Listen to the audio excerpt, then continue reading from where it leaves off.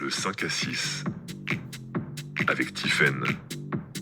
De retour dans le 5 à 6, c'est toujours Tiffaine avec vous. On est ensemble jusqu'à 18h sur Westrack.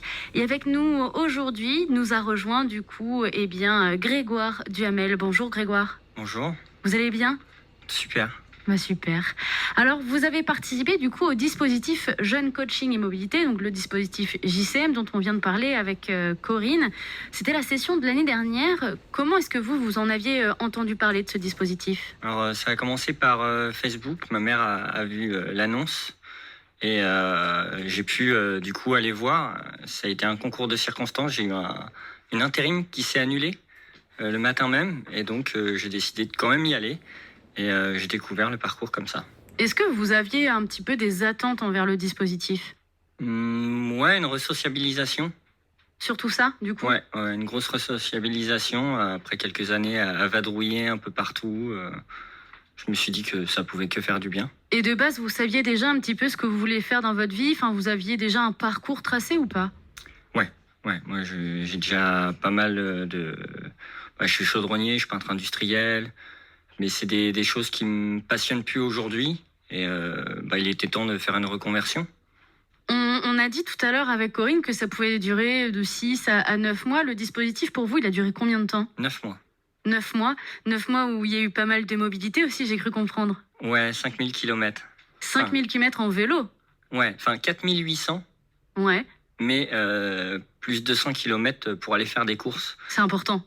Il faut manger. Voilà. Alors comment ça s'est passé ? Parce que la mobilité, on en a parlé tout à l'heure, c'est surtout sur le territoire, c'est aussi à l'international, mais ça n'avait pas pu vraiment se faire à cause du Covid. Pourtant, vous êtes allé jusqu'en Belgique, je crois. Ouais, j'ai traversé la Belgique parce que j'avais besoin de finir une étape d'un voyage en vélo que j'avais fait il y a quelques années. J'avais pas pu finir et donc pour mon mental quelque part, il a fallu que je passe par la Belgique pour retourner à Tournai pour finir mes 2 voyages. Et comment ça s'est passé du coup la construction de la fin de ce voyage ? Ouais, ça a débuté. Je devais juste aller à Bordeaux faire un stage en permaculture. Et ensuite, je me suis dit, pourquoi pas faire Compostelle ? Tout le monde m'en parle. Je me suis cassé le nez à la frontière. Et je me suis dit, tant qu'à faire, je vais voir de l'autre côté, vers Perpignan, si je pourrais pas passer dans quelques mois, quand le Covid sera un peu moins. Et au final, arrivé là-bas, c'était toujours pareil. J'ai décidé de faire un tour de France.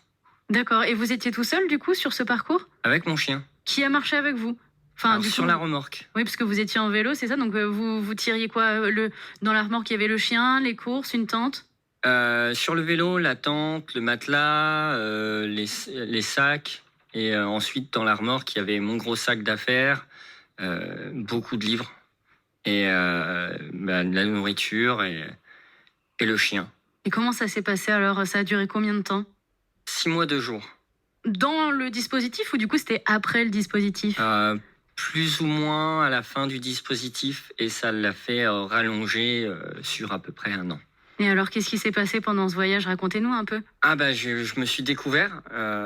Par exemple, dans le premier col que j'ai fait, c'était 500 mètres d'altitude. J'en ai chié parce que j'avais à peu près 100 kilos en fait, à traîner.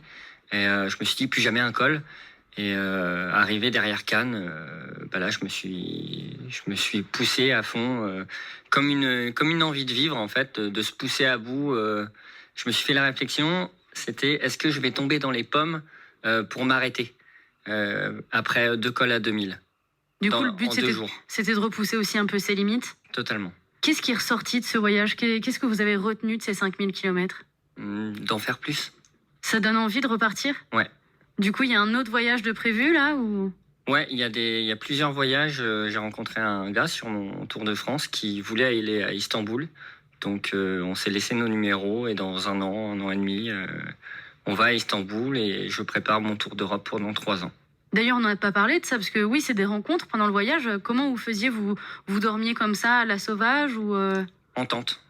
Pratiquement tout le temps en tente. Il y a eu quelques hôtels à des moments où, tu peux pas trop dormir en tente, notamment vers Saint-Tropez, ces endroits-là, Menton, où tu peux vraiment pas accéder à des endroits tranquilles, on va dire, sans avoir des vues par les gens, quoi.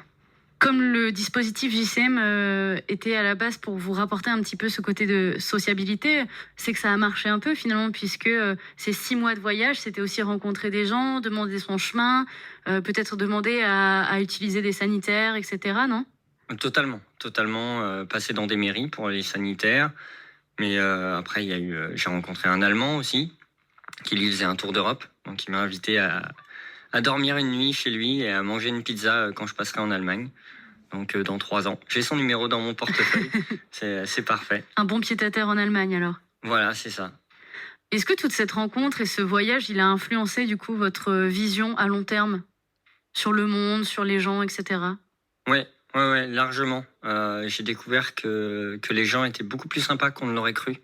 Quand on demande aux gens où aller pour aller dormir, parfois ça peut être difficile parce qu'on a peur de se faire voler. Alors que, en fait, mis à part dans les grandes villes où de toute façon on ne dort pas dans les grandes villes, on dort en général vers 10 km, 15 km derrière. Donc en fait, il n'y a pas de souci à se faire. Les gens sont hyper sympathiques. Ils vous disent d'aller à l'endroit même. J'ai des gens qui m'ont même accompagné jusqu'à l'endroit pour que je sois tranquille, quitte à dormir dans des parcs d'enfants. D'accord. Sans problématique. Et vous diriez qu'avant le dispositif JCM, vous auriez été capable de le faire, ça? Ou est-ce que c'est vraiment le dispositif qui vous a donné les clés et le courage aussi de franchir ce pas? Je l'ai déjà fait parce que j'ai déjà fait un voyage où je suis revenu d'Amsterdam en vélo, où là aussi je m'étais un peu poussé. Mais là, ça m'a permis de pousser encore plus parce qu'on apprend à se connaître grâce à l'énéagramme. Et l'énéagramme, ça nous apprend à nous connaître bien profondément, on va dire, et donc de pousser jusqu'au bout. Pour des jeunes qui auront entre 18 et 30 ans et qui se tâteraient un petit peu à rentrer dans le dispositif Jeune Coaching et Mobilité, vous leur diriez quoi, vous? De ne pas avoir peur et même parfois un peu de ravaler son ego, parce que c'est ce que j'ai compris au début, c'est que j'avais une peur, c'était de me confronter à moi-même. Et en fait, ça fait hyper plaisir de se confronter à soi-même parce qu'au moins, on se connaît vraiment. Est-ce qu'il y a eu un moment donné où vous vous êtes tâté à rentrer du coup sur le Havre? Non, j'ai repoussé les limites jusqu'au bout. En fait, je devais arriver jusqu'à Lille, donc tourner Lille et rentrer et finaliser mon voyage. Et j'ai fait à peu près 600 bornes en plus.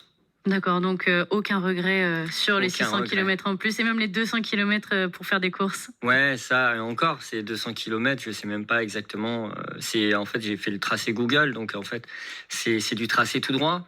Mais si je calculais le nombre de fois où je me suis perdu, avec plaisir. Parce que quand on se perd, en général, c'est toujours avec plaisir, sauf que si on est accro à son téléphone. Aujourd'hui, du coup, c'est quoi votre situation? Vous continuez à travailler et planifier vos prochains voyages? Ouais, je continue à travailler, je planifie mes prochains voyages et j'ai carrément payé une formation de naturopathe. D'accord, donc rien à voir du coup avec la chaudronnerie ou... C'est ça, Et dans le bien-être. L'envie, elle s'est déclenchée pendant le voyage ou c'était déjà une envie ancienne? Non, c'était déjà une envie ancienne. Je cultivais mon potager, je me soignais avec des plantes et donc j'avais déjà des vues sur ce truc-là, mais j'osais pas me lancer parce que c'était un peu difficile de se dire qu'on va se payer une formation à pratiquement 4500 €, quoi.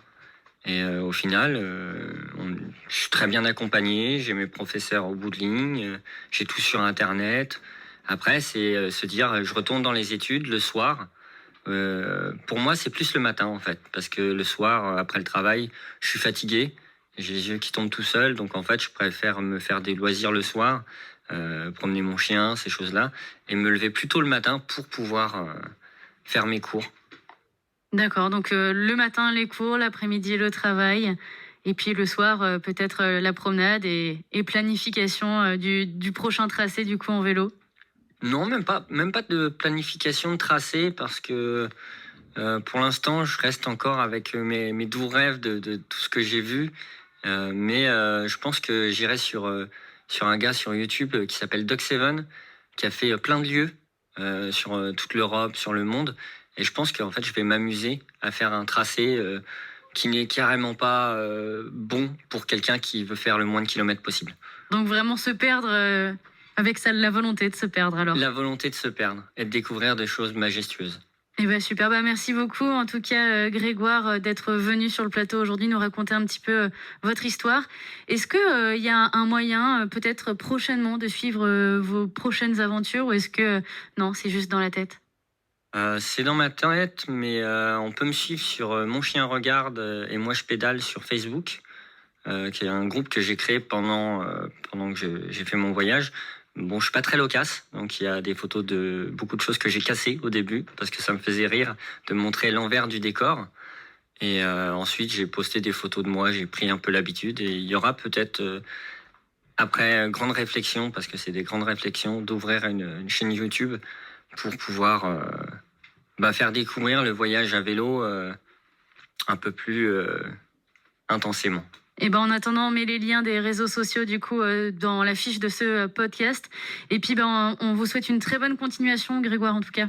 Merci à vous aussi. C'est la fin de cette émission. C'était du coup Grégoire Duhamel et Corinne Chartier. On a parlé du dispositif Jeunes Coaching et Mobilité, JCM, un dispositif proposé par Inter Solidaire, l'association havraise qui explore un petit peu les façons de faire pour pouvoir se trouver soi-même et aussi développer un projet personnel. On vous souhaite une excellente soirée sur West Track Radio.